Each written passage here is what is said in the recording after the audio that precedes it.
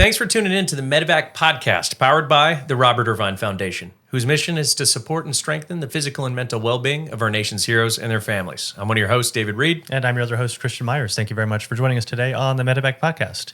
If you're new here, there's a price for the show. You have to share it with a friend or family member if you're getting something out of today's episode. We have a really cool guest today. We've been really excited to have Aaron come join us. He is a former Marine. I don't want to say ex-Marine. Yeah, Marine veteran. Marine veteran. Yeah, you know what? I like that. That's I just like to say Marine, yeah, you know? Yeah. Who's no longer active. no longer active. Just making a point. Everyone's got their own way of talking about what a used to be Marine is. Yeah, a used to could Marine. Yeah. Aaron Williamson is a Marine Corps veteran, and he's also a plethora of things now in the Hollywood space, an entrepreneur, and so you do training, acting, stunts, all sorts of stuff for both the movies and TV now. What would we call that? All encapsulated together. Master of entertainment. Jack of all trades. Oh, jacked of all trades. I'm just living God's path. I like that. That's good. A simple man trying to make his way through the galaxy. Yeah, because honestly, Hollywood is something I never sought after. You know what I mean? It's just Yeah. we found each other. Absolutely. Yeah. That's great. Great outlook. Just right off the bat. Yeah. Is just following the plan. Falls into place. Well, before we get all into that stuff, and you're doing a tremendous amount of amazing work nowadays, let's rewind it back to kind of the beginning and how you got into the military. I mean, family background. What inspired you to join, and why the Marine Corps?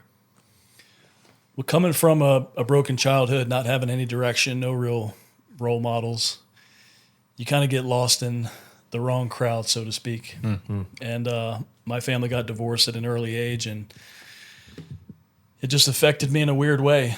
And I guess my coping mechanism was to just hang out with bad people. I don't know. I got depressed, and I think when you kind of become more introverted, sometimes the wrong people find you, and then that becomes your new circle of friends. Sure. Yeah. For me, that was, 6th grade into 7th grade. Now I'm hanging out with dudes who are on house arrest. I'm doing cocaine, speed, overdosed, almost died. Wow. And In 6th and 7th grade. 7th grade. Wow. Yeah. What are you, 12, 13 at that time? Yeah, something like that. Wow. Yeah. Very young. Very young. Looking back on it, it's hard to believe that was me. But I just kind of went through this cyclic, realm of not knowing what to do. My real father got involved in the picture. I went and lived with him in Chattanooga, Tennessee, fell into the wrong crowd again. His wife didn't want me there. They ended up bringing me to Panama City, Florida, put me in a psychiatric rehab center. And becoming close to going into a foster home, my mother ended up coming back to get me and put me in a private school back home. And I did a little bit better, but, I still had the tendency to get in trouble. Sure. And it was around my 10th grade, 11th grade year of high school where I realized something needed to change, because I'm going to be an adult here soon, and I've got no path to anything. Yeah. On the varsity football team, there was a guy who I kind of looked up to. He was a meathead, looked like Goldberg. And when he graduated high school, he joined the Marine Corps. And I'll never forget what I saw when he came out of boot camp. The dude was completely different, looked different, talked different, held himself different, language was different. Everything about him was just different. And it was a light bulb moment. I knew right there that's what I wanted. Yeah, that inspiration. Yeah, so that's what happened. I graduated high school and landed on the yellow footprints in South Carolina, Parris Island, excuse me. Yeah, and what an experience that is, getting off the bus right into that. We always talk about this on the show is what makes a good war fighter. We always kind of come back to the fact of childhood trauma. It really is. It's a commonality with these guys, myself included. And I think that aha moment of saying, "Hey, listen, like, life needs to change, or you're going to be stuck here or in a really bad place. So let's make a difference." And it all honestly makes things easier, I think, to walk away from. Right? Oh yeah. I mean, looking back, I remember being in the Marine Corps when I would come back home. You would see the same people you went to high school with who were popular at the time. Yeah. Working at 7-Eleven. Just Stuck in the no washing future. machine. Yeah. So we're actually from both of us went to high school together in California. And we're from this small cow town they call Tracy, California. And it's funny, like you go to school with these guys that you thought had the brightest future, and they're going places, and they're still stuck in the same cycle. Mm-hmm. And it's hard to see. And I think that if I didn't have the military for myself, I might be a Starbucks barista. Nothing wrong with that. Mind you, I do love a good cup of coffee, but that's not for me, right? I think I needed the military to kind of turn me around and give me a path. And I always tell people kind of skip social classes a little bit, Well, it teaches you so much about yourself that you really never knew that was in you. Yeah. And that's what happened to me in boot camp. I just completely transformed. I say that was my first transformation. Mm-hmm. Learning what you're capable of. Yeah, you learn about camaraderie and leadership and teamwork and just all the things. And pushing yourself too, right? I mean, that's the biggest thing that I learned, I think, in boot camp especially. And granted, Air Force boot camp, not that hard, but it's something that I learned about myself at a very young age is, I can accomplish this. If I put my mind to it, if I put the work in, I will complete this thing. Your belief system changes. Exactly. Yeah. And yourself, right? Yeah, I mean, it's kind of funny in some of the senior leaders that we get on the show and we talk about what the psychology behind going to these training environments are. And it's really a reissue of identity, right? Take your old identity, flush that down the drain, and issue you a new one. And this selfless service kind of comes out of it. And I'm sure that's gone it sounds to me like in your path, God's plan, if you will, you said that's an intricate part of who you are now. Yeah, right? It really gave me a new sense of purpose, which I say a new sense. It really just gave me purpose. I didn't have any before. Yeah, fair. Yeah, or structure, I imagine. Yeah, none of it. So it was at that time, and it's still the way I live my life to this day. From that moment till now, is just knowing that whatever I set my mind to do, I'll achieve it. Now it's not going to be easy. Mm-hmm. You're going to have to deal with the obstacles and all the people who want to try and take you off path. But it's really knowing who you are and staying true to who you are to know that that's the direction you need to stay in. That's a beautiful mindset. So you make it to boot camp, you make it through, you have this first initial transformation. And what's your first job? So you enlisted in the Marine Corps. What position are you moving into? So I ended up being infantry, Okay. 0311 rifleman. Mm-hmm. I wasn't happy about it. What did you want to do? When I joined, I didn't realize all the complexities of what it would take to get into force recon. Okay. That was, in my mind, the vision that I saw, the direction that I wanted to go in. Mm-hmm. But when I got to my first duty station, 1st Battalion, 2nd Marines in Camp Lejeune, my platoon commander was not having it. He was not letting me go. So it kind of put a bad taste in my mouth right off the bat. But I just plugged along and did my thing, fell in love with fitness on my first pump to Japan. And that was kind of the infancy of my next transformation is this new anchor of fitness. So that kind of became I don't want to say my new identity, but it was like this skinny, broken ass kid now all of a sudden is in the Marine Corps. He's, being meritoriously promoted, and now he's becoming this muscled up specimen of a human being, which I was loving, you know what I mean? It's like when you put in all that work and you find something you love and it makes you feel good, and then you see your body changing and everyone's like, what are you doing? I want some of that. Yeah. You get to share it. Yeah. Oh, that's fantastic. So right into infantry, which you were unhappy about, but I'm sure did that same end goal of recon, was that still in the back of your mind throughout your time in? It was. And then when I was in Japan and I was really finding fitness to be a new thing for me, my company first sergeant was talking to me about this section of the Marine Corps called the Body Bearers, the Marine Corps Body Bearers. And I had no idea what it was, but there's a 15 to 18 man detail in the Marine Corps called the Body Bearers out of Washington, D.C. They do all the funerals. out of Arlington National Cemetery. And when I kind of started researching a little bit, I found out that like it's a very, very structured duty. And there's a lot of different checklists that have to be marked off in order for you to become a part of that section. One is strength. Okay. So my first sergeant reached out to him and we're asking about the requirements, and he's got a Marine he wants them to come look at. So when I got back from that deployment, they came to Camp Lejeune and strength tested me, and I failed it. And I was just like, man, I was devastated because it was such a cool thing to think about being a part of. But at the same time, I just, it is what it is. You move on. Yeah. I was getting ready for squad leader school.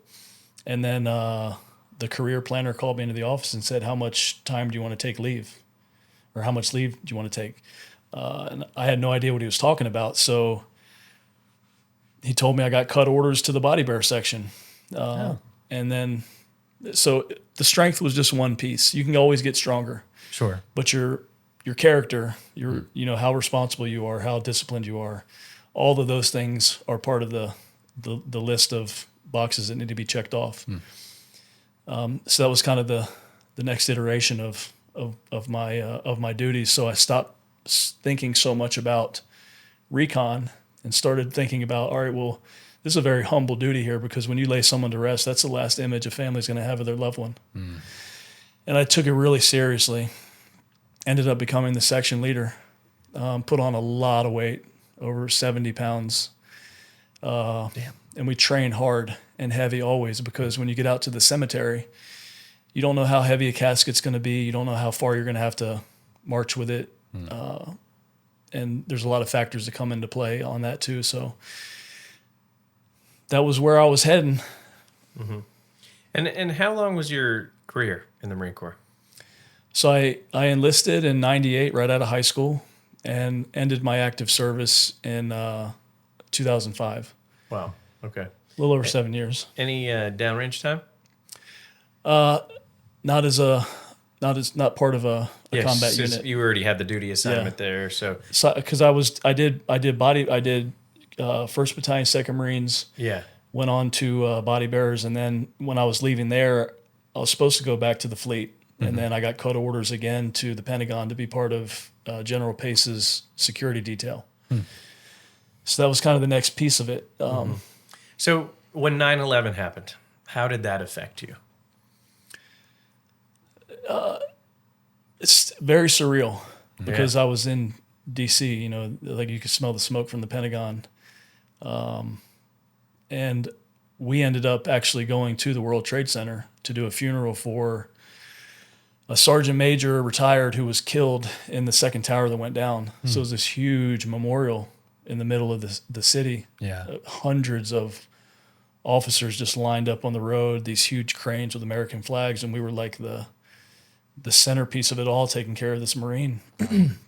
But to see the Pentagon, to having been in D.C., to see basically everything just completely shut down where you don't even see a car on the road, going to the World Trade Center, there's like a media deck that was built, this big wooden media deck, all like plywood, 2x4s and stuff. Okay. It was massive. And I remember going up on this platform, and literally there was not one part of it that you could find where it was blank. Someone had signed or written something everywhere across this thing. But standing on the deck and just looking right there and seeing what you're seeing on TV in real time is very, very surreal. Sure. Pulling bodies out and the smoke, and I'll never forget it. Yeah, that's something that sticks with you, I'm sure. That's an incredibly impactful moment. Yeah. And describing the media stand with the signatures all over it. I mean, that sounds moving. I wonder where where they left that thing. I don't know. Yeah, I wonder if that's in some sort of museum with the. It's got to be. It's got to be somewhere. That's because there were certain parts of it where people like wrote paragraphs. Yeah. How impactful. That's got to be tough too, especially that duty assignment right after that kicks off. Right into our initial push into Iraq, having that duty becomes something quite heavier, I'm sure. Well, being a body bearer during this time period, And then we have the invasion. You have Afghanistan and then Iraq. And I'll never forget Section 60. It was right outside the columbarium site. And it was just this big open grass field. And day by day, it just started filling up. Oh, We're doing funerals, and a couple of the Marines I actually knew from boot camp or, my first duty station. So again, everything about it, I call my body bearer duty, my most humble duty, because there was a lot of emotion in it for me. Sure. Well, that's understandable. Yeah, that's a very, very heavy assignment. And that's one thing that I really appreciate about Marines and the Marine Corps is the humility that you guys have and the seriousness that's taken with duties like that. Unfortunately, the Air Force is much more like a business than it is the military. So you don't see that too often. But every time I got a chance to work with Marines, they take a tremendous amount of pride in their job, no matter what it is. I remember being at this Marine Corps base, and there was this little E1 comm kid, and I needed some cryptology, and he took it so seriously. He's like, I'll get you whatever you need right now. Like, let me run to the bin. Let me grab exactly what you need. I'll sprint back. I'll be right back. Takes everything incredibly serious over something menial for the most part. But you guys take things so very seriously, and you're disciplined with your actions. It's something I've always appreciated and very much respected. Well, even as a body bearer, part of the strength requirement, what we do that no other services do is when we get the casket to the hole, instead of just setting it down, we actually raise it up eye level as a final salute. And, it takes a tremendous amount of strength to do that. Yeah, with 6 guys, it can be very, very heavy. Yeah. I have had a couple duty assignments as a pallbearer, and I'll tell you, it is way harder than I thought. It really is. There's strength that comes with that. The tremendous amount of weight that you feel there is Emotionally. It's heavy, right? Everything's heavy, not just what you're holding, and it is very humbling, and it's a different experience. But you almost attach yourself to the family as well. Yeah. So tremendous amount of respect for you on that one, and I know that's got to be tough, especially during that time when you're smelling smoke from across the way too. So 2005 is when you decided, hey, it's time for me to do something else. What was kind of going on in your mind for that decision?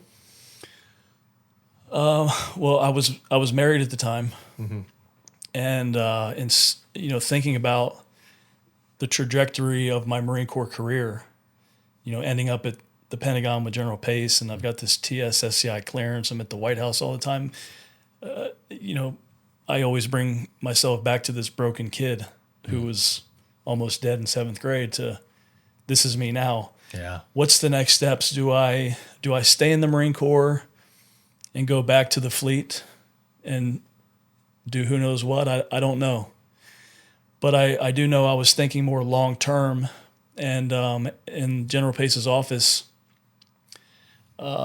his executive assistant at the time, Colonel Rich Diddams, was going overseas to do some contract work when he got out, and he was telling me about this fielding team for identity management, biometrics, and they could use someone like me. So that was kind of a spark to think about, all right, well, this is future technology that I can get in on the ground floor.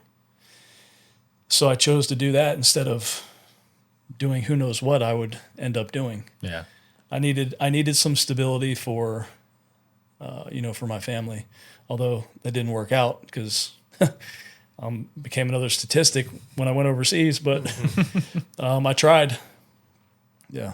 So that was it. When I left General Pace's office, I ended up going to do this fielding mission, base access for. It was in SecDef's response to the Chow Hall bombing in Mosul that killed civilians and service members. And he said, we need a way to safeguard these bases so this never happens again. And that's when they came up with this, biometric card. And obviously there's classification, sensitivity behind all that, but sure, it's a part of the war you don't really hear about. But I do know, or I can say we caught a massive amount of bad guys. That was the first part of the program that I did for 2 years, and then I went over and started working directly with the Iraqis as the liaison between the U.S. and the government of Iraq, helping them stand up their own biometric capabilities, similar to what we have with the DoD ABIS and the FBI's APHIS system. So we're trying to help them have the same capabilities. Now you said you guys caught a lot of bad guys doing this. So you're gathering biometric data. You're doing eye scans, fingerprints, blood draws, those types of things, I imagine. Yeah, not so much the blood draws, but think about this: when you touch something, you leave your identity. Oh yeah, that's DNA. you. That's you. Your fingerprint is you. They can't. There's no other you. And just because a bomb goes off doesn't mean we still can't pull that print off. Yeah. Wild stuff, because I mean, in 2007 was the invention of the smartphone, right? That's when this comes out, and the technology we were using to track down some of these guys, quite insane, right? I mean, battery out, SIM card in, we could still find you with a little box that we could carry anywhere. The biometrics, huge thing. Yeah, explosives, the heat don't burn that off; it just burns it in, So I'm very curious that what inspired you to continue that selfless service? I mean, it sounds to me like you kind of transitioned just into almost another war front. Yeah. Is that who you are? I mean, it seems to me like you're probably everything you do. You gotta find the challenge in that, right? But it's also got to be a balance of how to maintain what you learned in the Marine Corps, that selfless service, that purpose still has to be tied into that. I think I wanted to just do things that had purpose, people could benefit from them. But also too, I always want to challenge myself to the ultimate degree. Sure. Yeah. This whole new generation of everyone wants everything so easily, or they want to hack for whatever, or they want to work less and make more money. Like I don't resonate with that. We could talk about that all day. The new generation is just, and everybody lazy. complains about the new generation. It's not that. It's the atmosphere we live in right now. It's the shortcut atmosphere, and everybody wants the easy way, as opposed to like working hard. Right? We're an amazing country.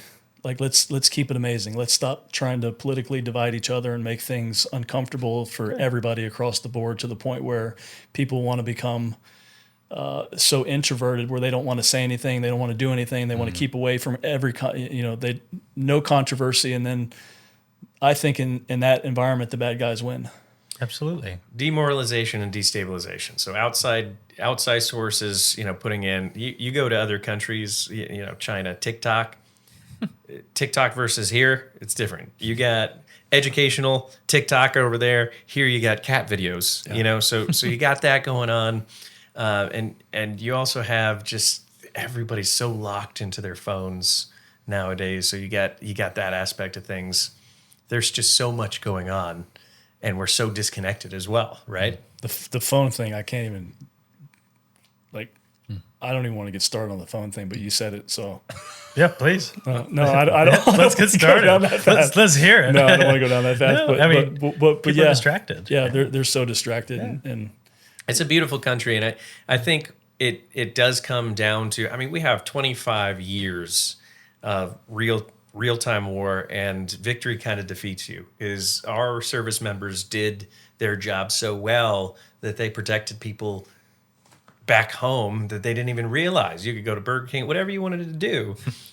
So I think that's a big part of it as well. Is you got people that hyper focus on the little things. They don't understand.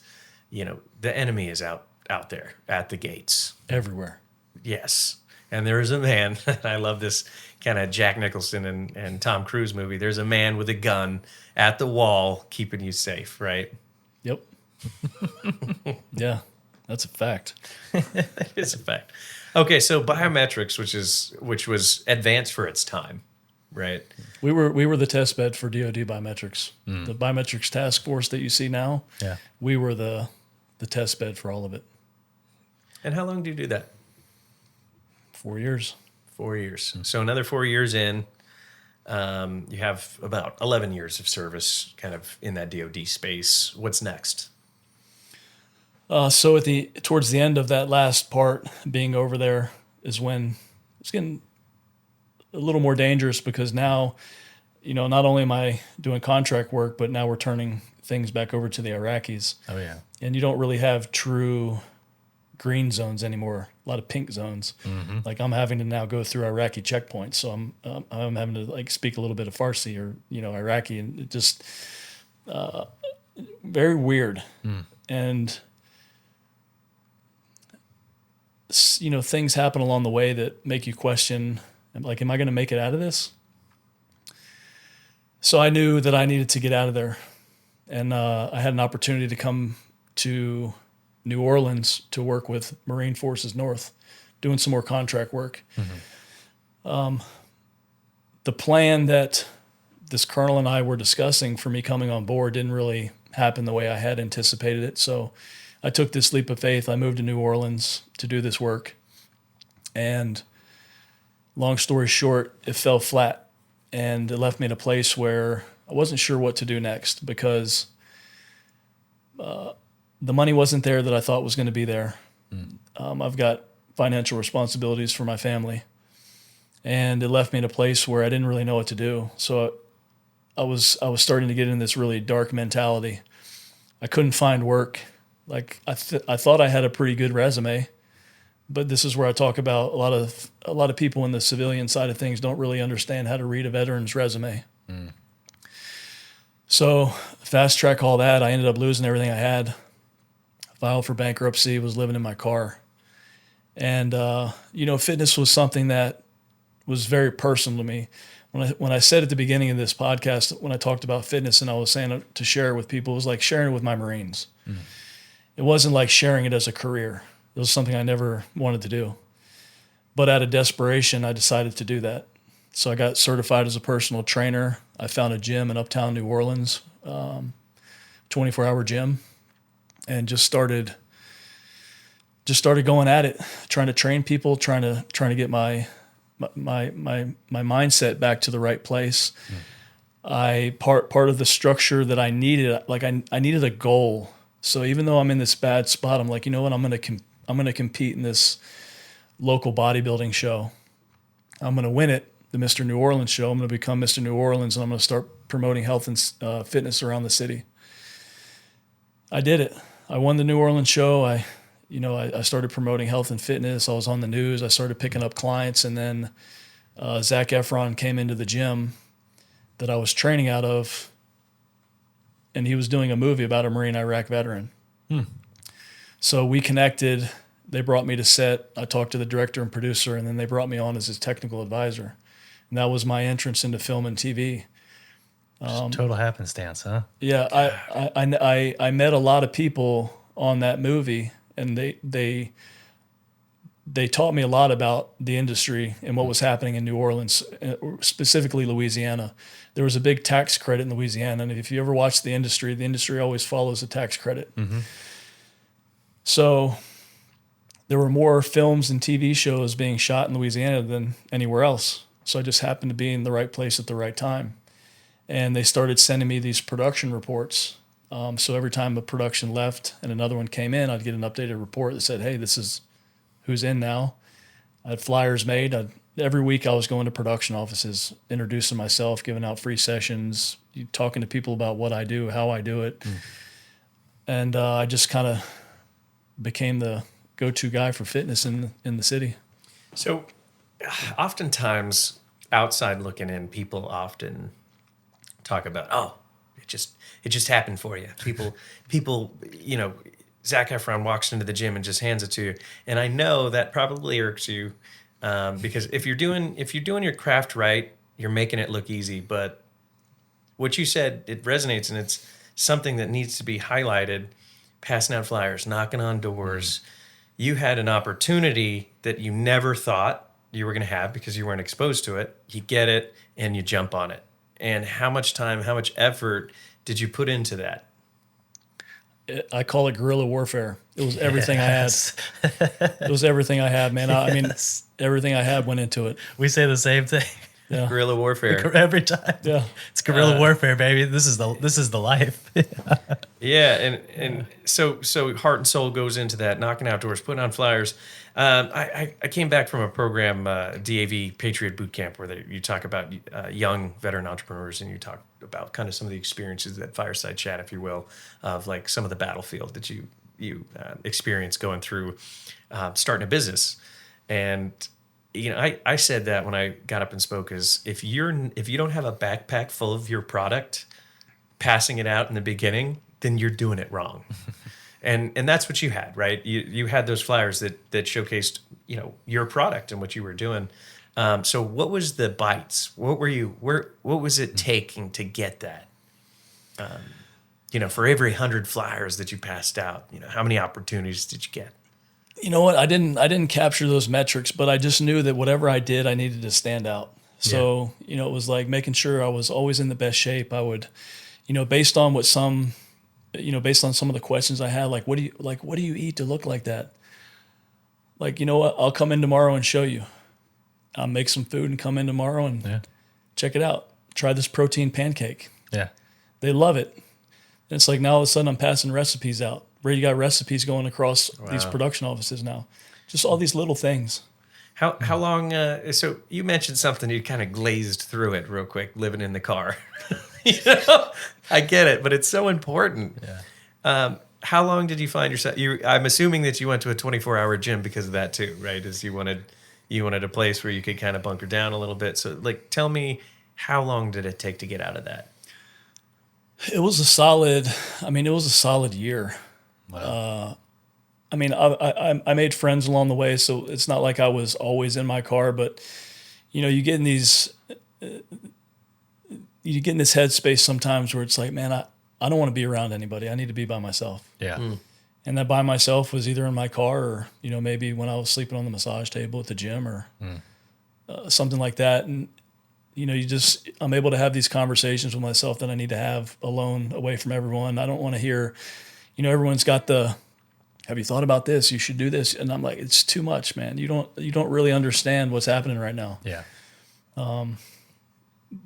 But it was very hard. It was very hard. Like no one knew. Mm-hmm. I didn't tell anybody. I was too embarrassed, to be honest with you. Sure. But what I realized is that sharing this story has actually helped a lot of people. Yeah. Which is why I started just being open about everything and sharing everything. Because, and I say this a lot, there's always, no matter who you are, no matter what you're doing, there's always someone somewhere who's watching you, who's looking up to you for some reason, whatever it is. And, this is where I'm like, I have a sense of responsibility to do something with my life. And it has to be impactful.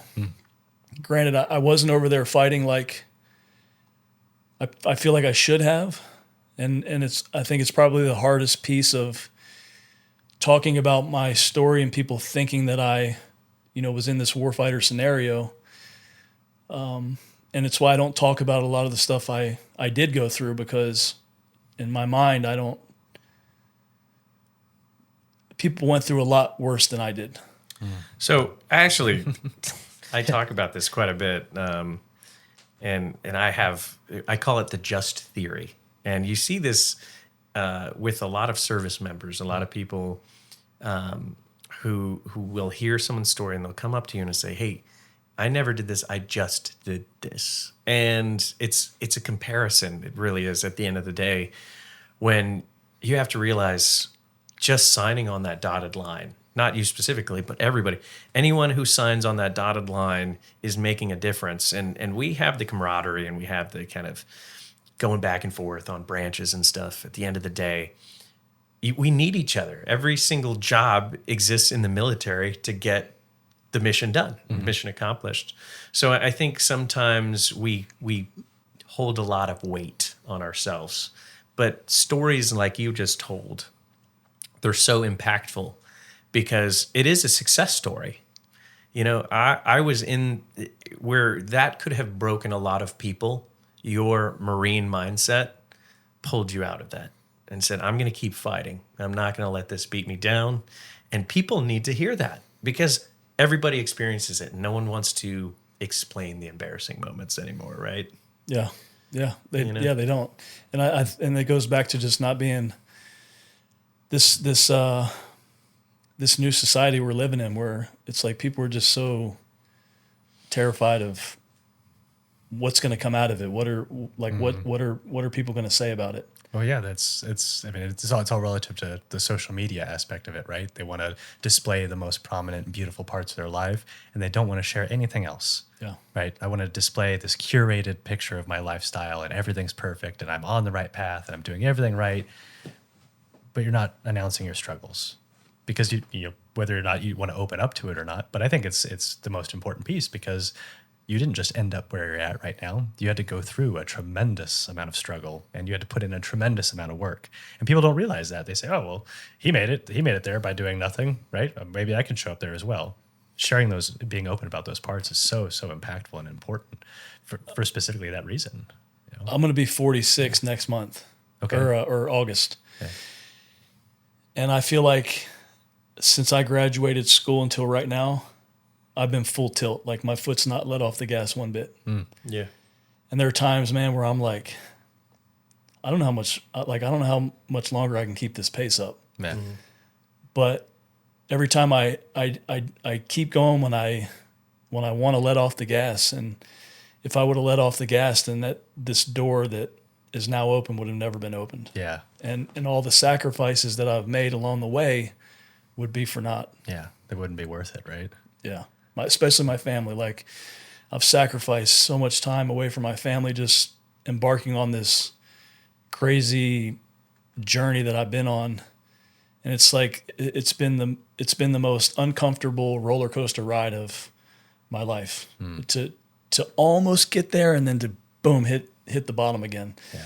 And you know, even up until recently, I just had another bad spell with a bad business partner, but just got to pick back up and keep going. It's false peaks sometimes, right? You think you're there, you think you're cresting it, and oh shit, the climb just got a little bit harder. Yep. Yeah. Yeah. The false peak, that's good. That's part of it, though, right? I mean, that's part of it, and also if you put yourself in a different position of where you were, you know, 6 months ago, a year ago, this is the position that you've been climbing for and striving for that last 6 months or a year, anyways. Like, you're at the place that you're trying to get to. Is it the place that you want to be ultimately? Well, maybe you were incorrect, or maybe it's not exactly what it looks like. I think it's the journey too. I think there's types of people that thrive in chaos. That's me. Exactly.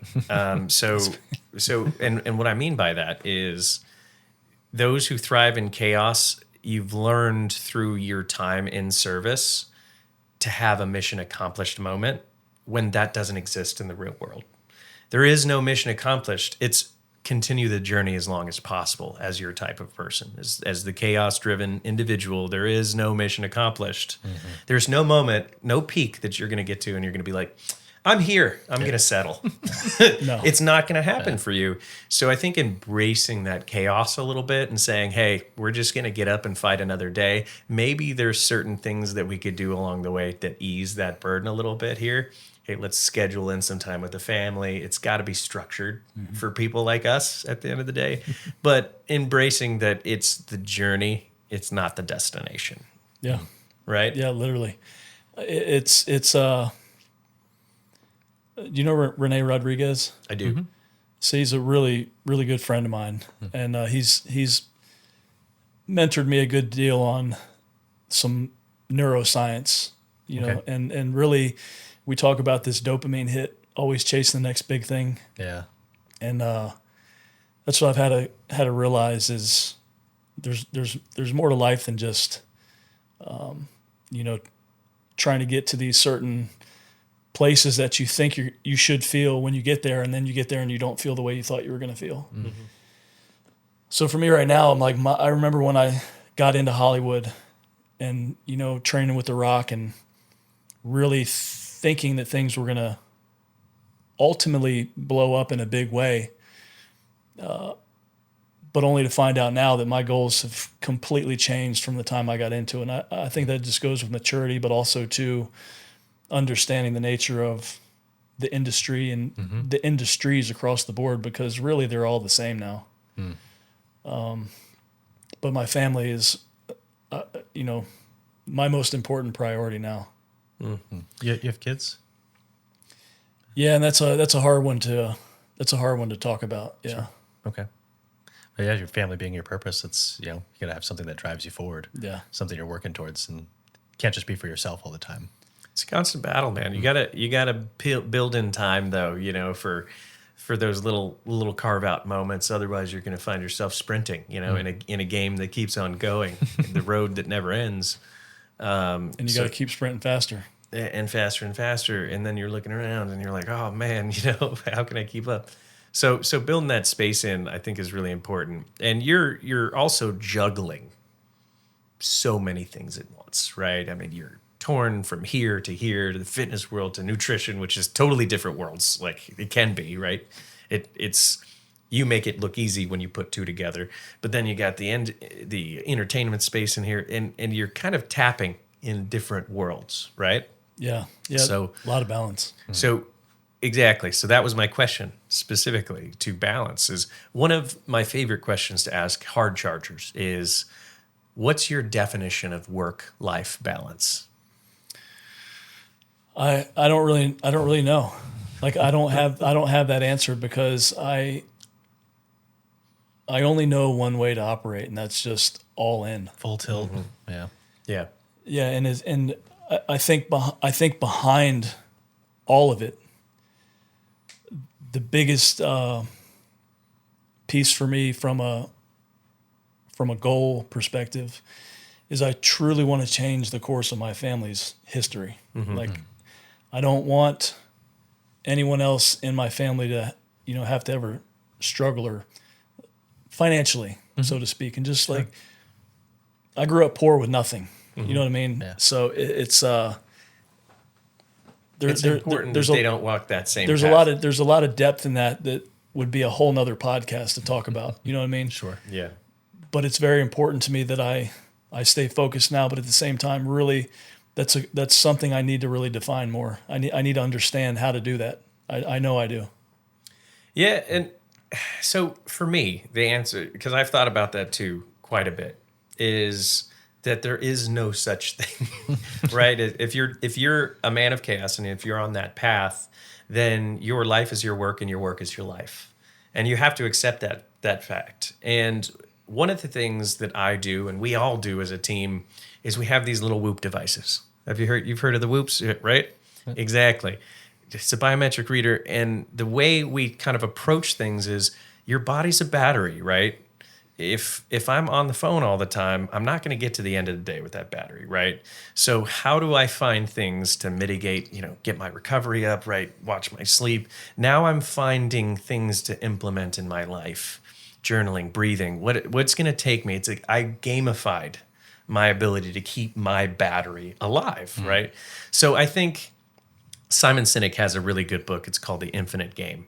And he talks about how most people are in the mindset of it being finite, right? Mission accomplished is finite. But if you understand that you're playing a game that never ends and all you're trying to do is play that game as long as possible, you understand that you're in a marathon now, not a full-out sprint. So I think little things like that, like the Whoop and being able to say, hey, what are you doing here? And finding space is the way to do it a little bit. Yeah. But I don't know. I'm still getting beat up. Well, I mean, I got this Whoop, and I got it because I'm like, I need to understand my body a little bit better. I keep hearing about all this data that people are collecting from it. And then I got it, started, got into the routine with it, and I'm like, all right, well, I'm kind of putting some pieces together now that makes sense that I can actually start to figure out how I can improve on. Yes. Yeah. Which is helping with my sleep. It's helping with me manage my stress better. Yeah. And it's kind of leading me down some different avenues that I would have never have gone down had I not had this data.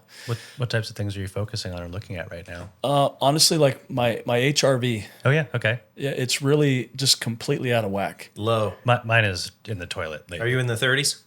It's yeah.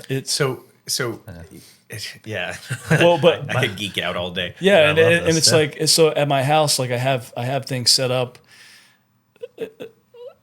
I lost a little bit of my routine in the chaos of this bad business partnership that I mentioned before that I'm just kind of navigating through, getting back to. I guess my baseline. Baseline. Homeostasis. Yeah. So like, I know what I need to do. Sometimes I just feel so freaking tired, and I'm like, well, that's why you need to do it. Yeah. So you kind of get in this like, Yeah, oftentimes the thing we need is what we don't want to do. Yeah. Right. Meditation and mindfulness is a big thing. Yeah. Prayer probably for you, Yeah. right? Is the thing that you don't want to do at the end of the day. I don't want to sit there and breathe, 30 times, so that I could calm the mind, but you need to. Yep. Right.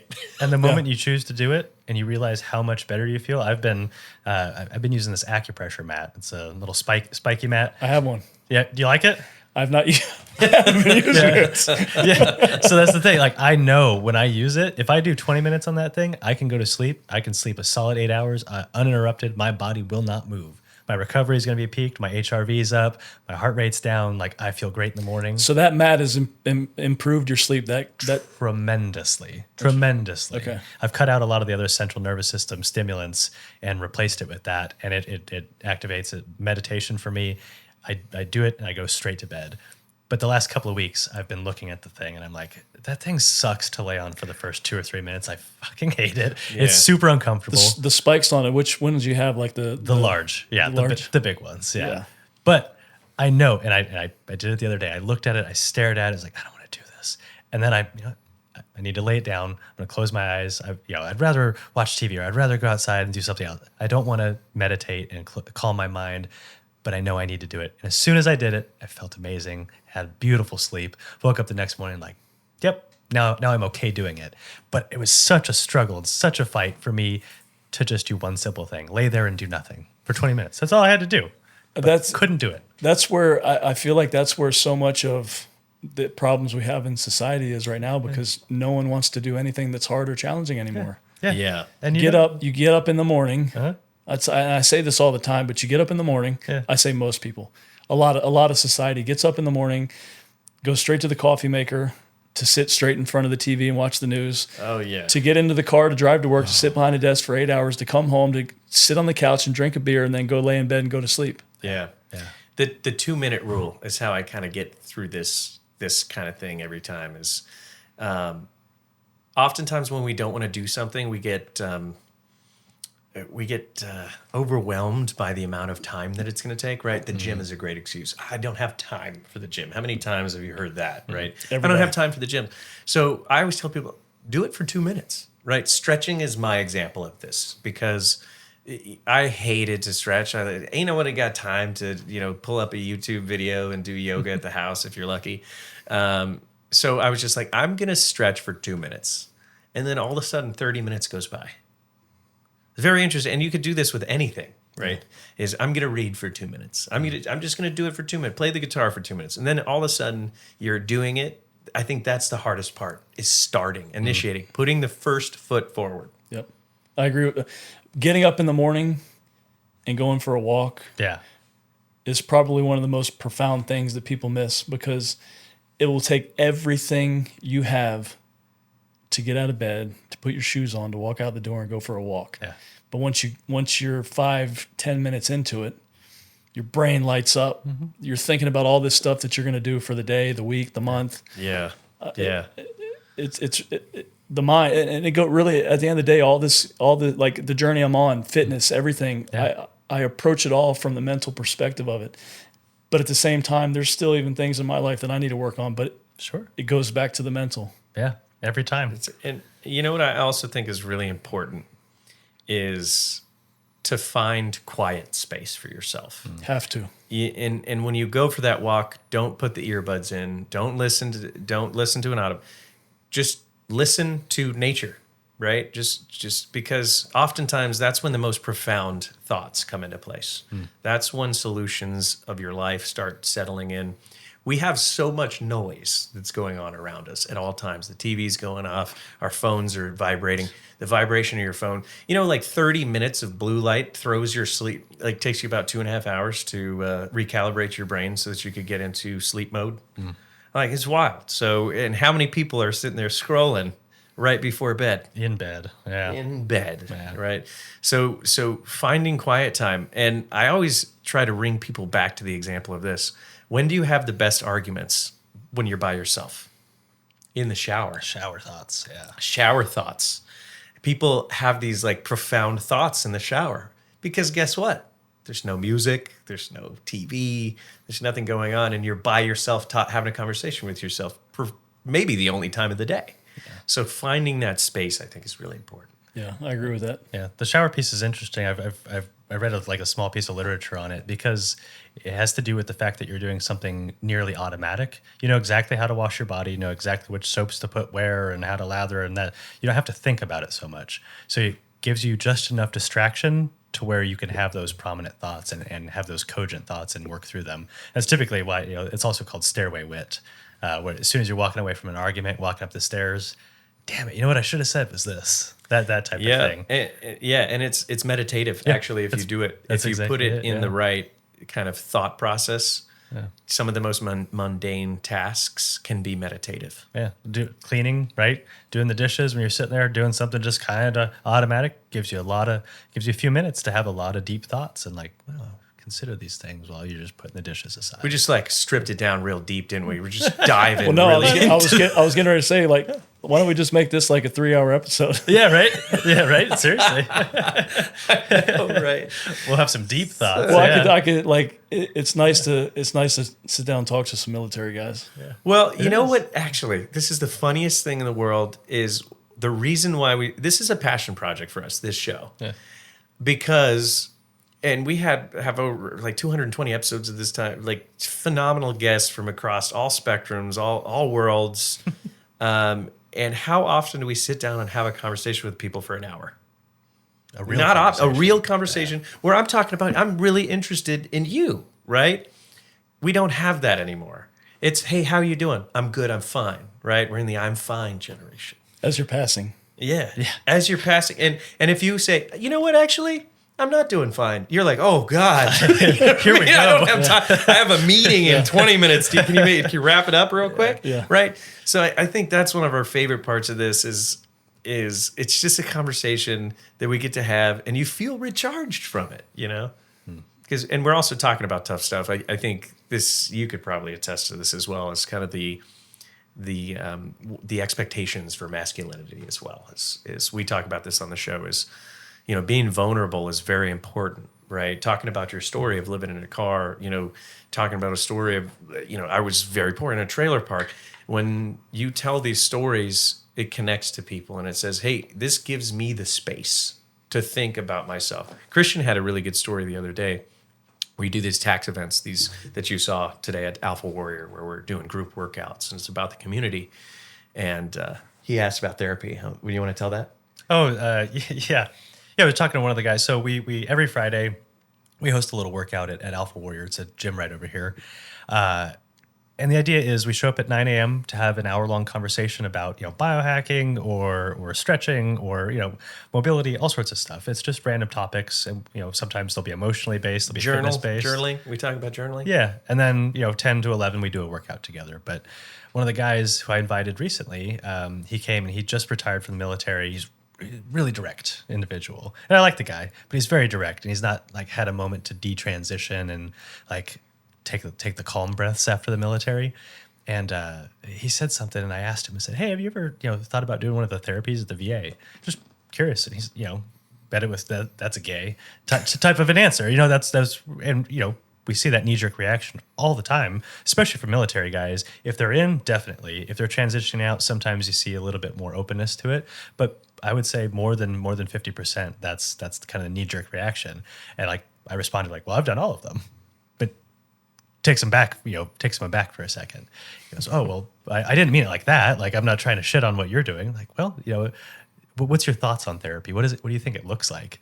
And everyone kind of has the same thoughts. They're like, well, I sit on the bed and talk about my feelings, and they really don't understand what it is. It's lack of education. That's what I tried to explain to him. Like, no, it's not sitting there talking about your feelings. It's understanding your feelings, being able to hone them in and identify with what you're feeling and how to shift those emotions if they're improper emotions, right? I said, how are you feeling right now? He goes, well, I'm fine. Like, well, fine's not an emotion. Like, can you actually scan yourself and tell me what emotion you're feeling?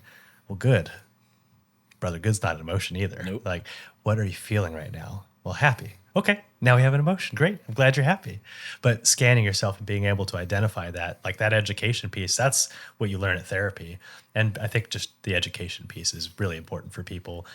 And having just an open mind about it, masculinity, like we're kind of talking about here in I guess a traditional form, is to fight against that, to be aggro and to be aggressive and to be commanding and domineering, anything like that. But that's not truly what it is. It's about being comfortable with yourself, understanding yourself, being strong for other people in an appropriate manner. Doesn't mean you have to be the most aggressive all the time. But all these different terms get hijacked in this new society we live in today to represent something that is actually not what it really is. Yeah, exactly. Which deters people from trying to pursue any of it. In any direction, right? So we could talk. So we can't make this a 3-hour episode, but I want to kind of bring it back to your journey and your story that you're going through here. So obviously you're feeling this just really innate sense to provide for your family, and that's what you're building. Sometimes that journey's distracting a little bit because you're running and gunning all the time. So you find yourself kind of going to this guerrilla warfare and passing out flyers, getting these opportunities. What transpires after this? So I get into the celebrity training space. I start training the biggest names in the industry very quickly. I get a lot of notoriety. It brings in directors and producers.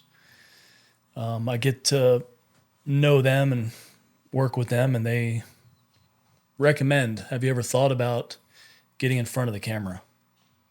Meaning acting and stunts, or no, never thought about it. Well, you should. You have a presence. So got an acting coach, started working in the stunt community. The acting piece for me became like a new source of therapy, which is why I enjoy acting so much, because it allows you to take a lot of these emotions that you would normally not do anything with. And now you can start to play with them a little bit. Maybe clear yourself out a little bit. Talking about the vulnerability piece in acting, it's tremendously important. If you can't embrace vulnerability as an actor, I don't really believe you'll ever make it as an actor. And there's an art and a craft behind acting. People are like, "Oh man, look at your physique. You should have been in a Marvel movie. You should be in this and that." And I'm like, "Well, you don't understand acting, because the physical piece is just one attribute. If you read a script or if you read a character sides, you see this character for whatever the movie portrays, but you have an opportunity to create your own backstory that made this character into what he is. So can I use any of these emotions to create this person into what hopefully the director wants to see?" So it was a pretty cool experience. I started acting and started doing stunts. I moved to LA in 2015, signed on with some bigger representation. 2020 was mapped out to be the biggest year for me on the acting side. And then obviously COVID hit and basically derailed everything. Everything. That's that peak we're talking about, right? That's that dip. Well, what I realized in 2020 was, man, I wasn't doing this right, because I wasn't set up to do something on my own outside of the industry. I was just hopping from project to project. And what I realized was all my depth was in Hollywood: stunts, acting, celebrity training, technical advising. Where's your business now that Hollywood's off the table? And when Hollywood disappears, what do you got? Yeah, so that's when I launched my online coaching business. And I'm sure that did well. It did well until I moved to Scottsdale on this business partnership. And what year was this? Because I know you recently kind of 23, summer of 23. Oof. So you're kind of you hit that wall again. This wall, I think sometimes it feels like it's defeat, when really I think it's us fighting to get to the next stage of our journey. Well, it was a bad experience, tremendously bad. However, when I finally was able to take a step back from it and look at it from a different angle, a different viewpoint, there was a lot of lessons learned in it. 100%. And I did meet a lot of good people along the way. Sure. So and also too, I'm in a good area that I would have never ended up in before. That's actually created some pretty good opportunities. I think it's shedding your skin, brother. I think that's what it is failure is the biggest lesson moments for all of us. And it doesn't need to be necessarily failure either. It could be just adversity. I think adversity is the best teacher in our life. One, you have the most vivid memories of the things that suck, the things that you fail on, and the things that are hard and you're challenged. I say this about my injury too, is it's all about perspective. You named it right there. Is when you have a different perspective on how you're tackling that adversity, it should shift every time, right? Is what's the lesson in this moment? And how is this going to make or break me, right? When you're able to analyze it from that perspective, you kind of shift your mentality, and it changes. What have I learned on this, right? Well, maybe I don't trust as easily. Yeah. Or did this person expose me to my next stage?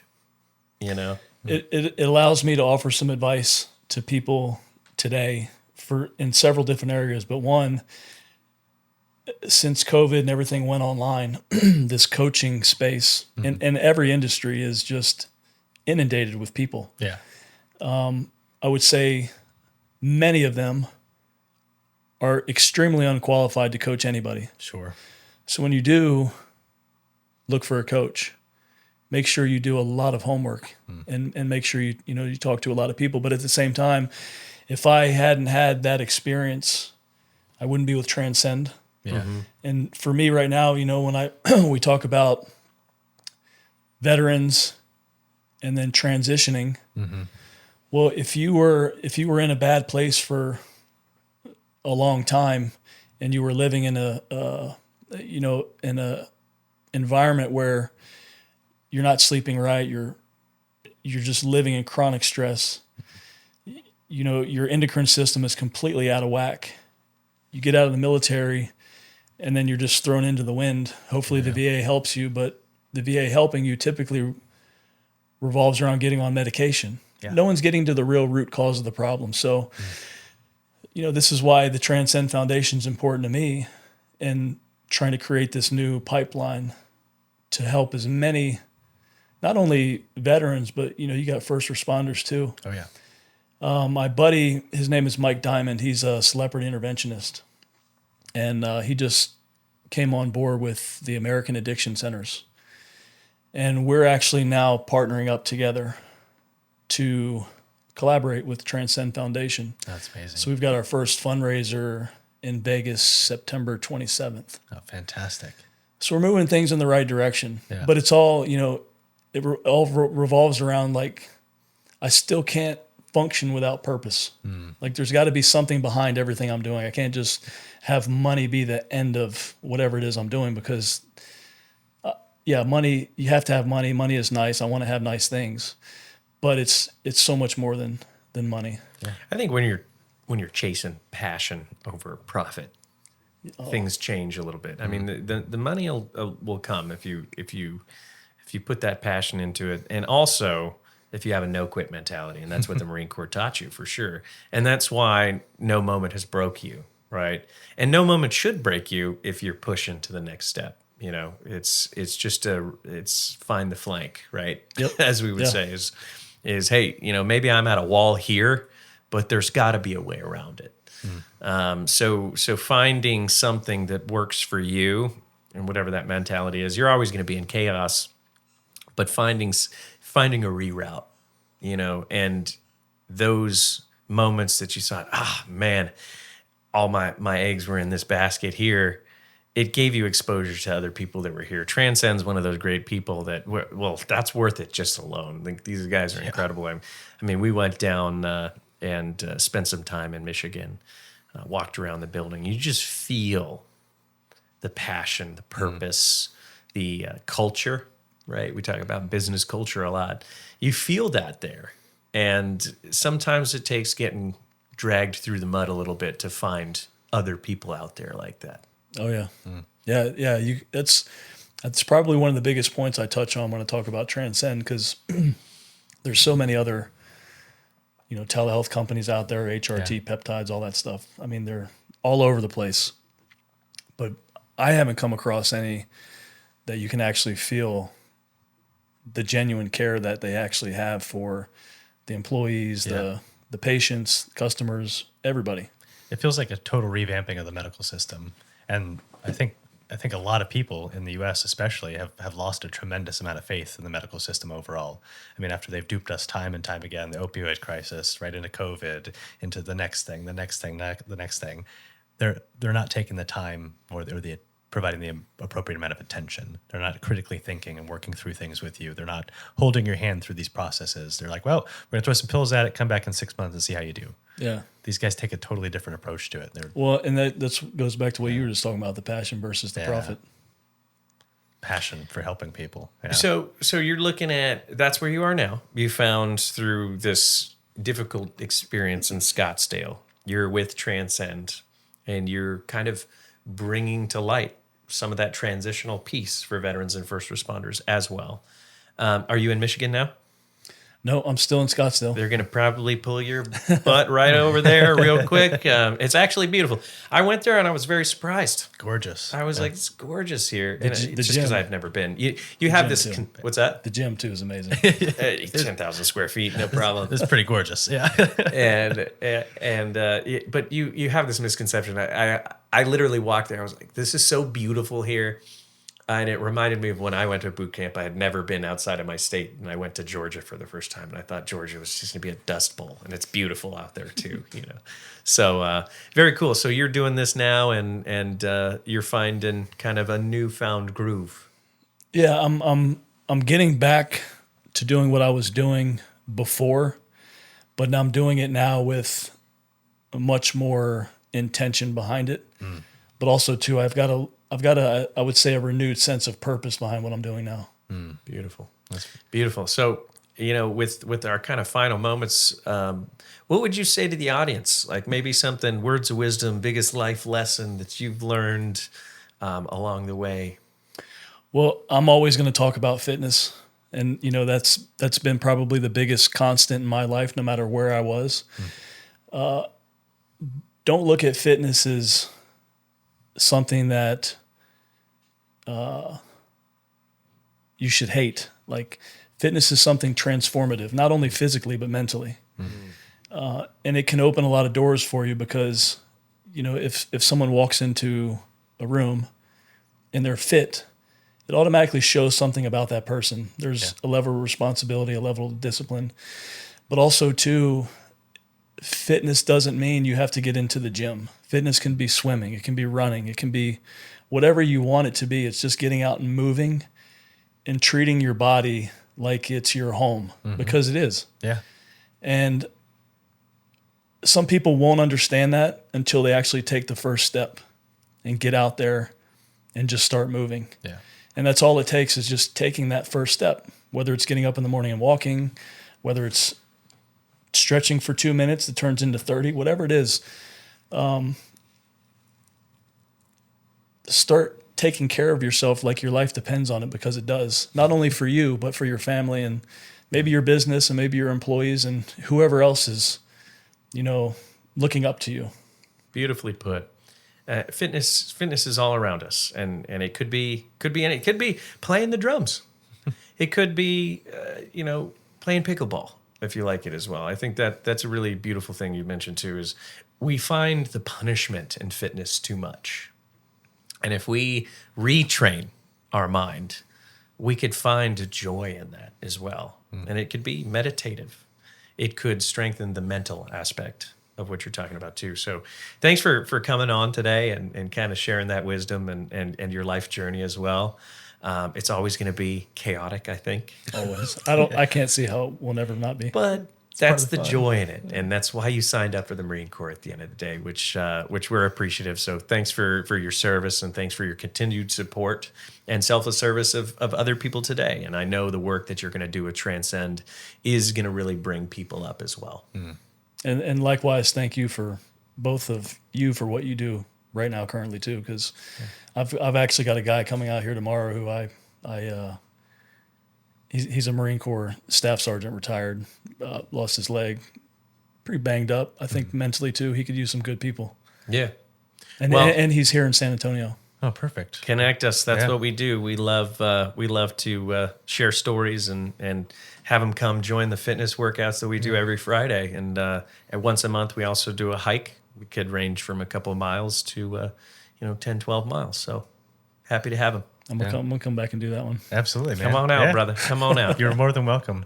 Really appreciate your time today, man. Thank you. Thanks for opening up, and you're very inspirational.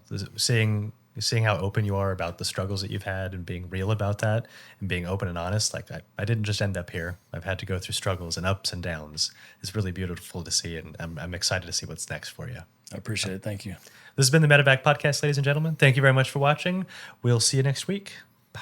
See you next time. Bye.